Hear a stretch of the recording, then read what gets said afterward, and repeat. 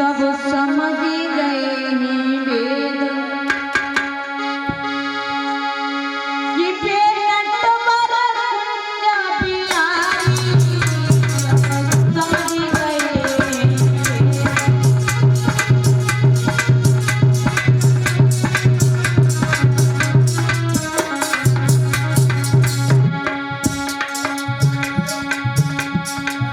मोय मारन को नारी पूतना गोकुल से आई,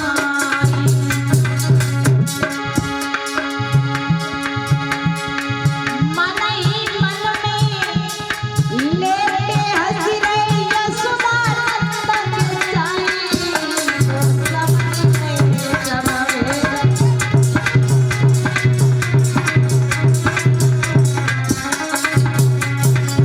भगवान कन्हैया समझ गए,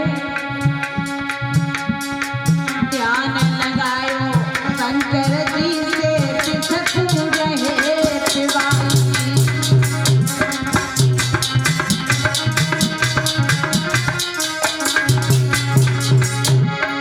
धीरे धीरे कुंजा बिहारी पग प्राण खींच रहे आई, समझ गए सब वेद।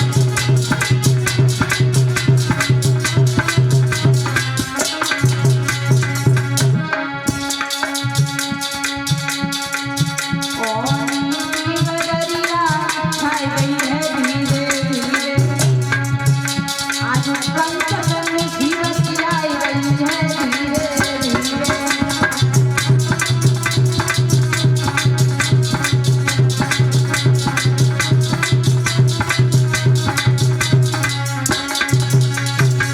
आज पूतना समझ रही है कि अभी थोड़ी देर में ये मर जाएगा, लेकिन भगवान शंकर विष का पान करने लगे। भगवान कन्हैया धीरे धीरे पूतना के प्राणों को खींचने लगे।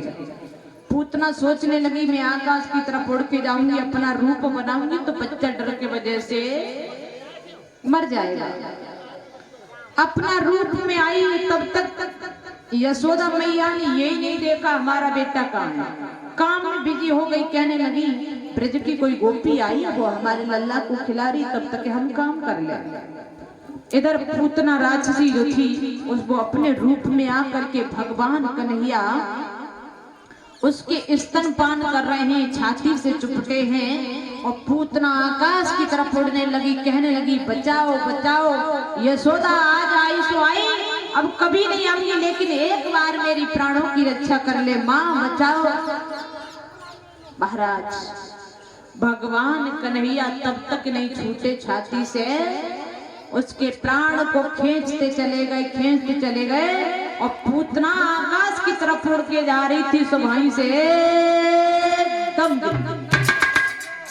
धरती पर गिरी तो गोकुल की दीवारें मकान सब हिल गए। इतनी तंगड़ी थी पूतना, बहुत भयंकर रूप था उसका। और उस समय गोकुल में ये लग रहा है कि तूफान आ गया, आंधी सी आई, सबके आंखों में रेत भर गया। सब गोकुलवासी भागे, कहने लगे ये क्या हुआ क्या हुआ क्या हुआ। यशोदा भागी, यशोदा ने देखा तो पालना में ललैना है, और जब वो आई थी गोपी वो भी नहीं है। अब कहने लगी अब तो मुसीबत हमारे ऊपर टूटी और कल के ना। मैया भागती फिरी, दौड़ती गई दौड़ती गई दौड़ती गई, काफी दूर जाकर के देखा तो पूतना जमीन पर पड़ी है और कन्हैया उसकी छाती पर खेल रहे हैं।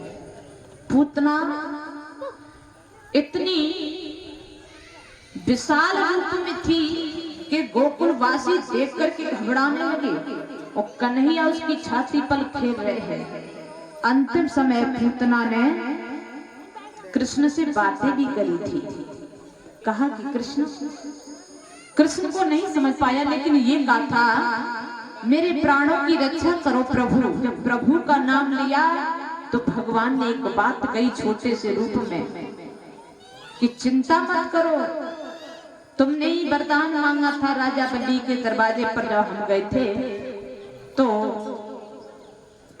आपने ये कहा कि मैं दूध पिलाऊंगी, फिर कहा था कि मैं विष पिलाऊंगी, तो आज वही समय आ गया है।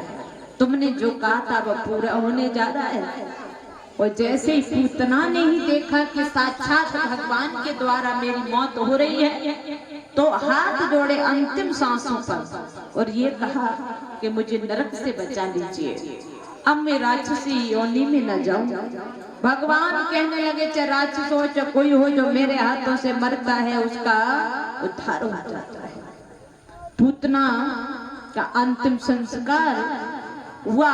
उस समय पूतना के शरीर से बड़ी खुशबू आई थी। क्यों? विद्वान कहते हैं जो भगवान के हाथों से कोई राक्षस मरे या कोई मरे, उसके शरीर से खुशबू निकलती है। आज उस राक्षसी का वध किया। इसके बाद में भोलेनाथ ने सोची कि भगवान विष्णु ने अवतार ले लिया और हमने उनका रूप नहीं देख पाया। भगवान भोलेनाथ ने भगवान श्री कृष्ण का हर रूप देखने के लिए कोशिश करी थी।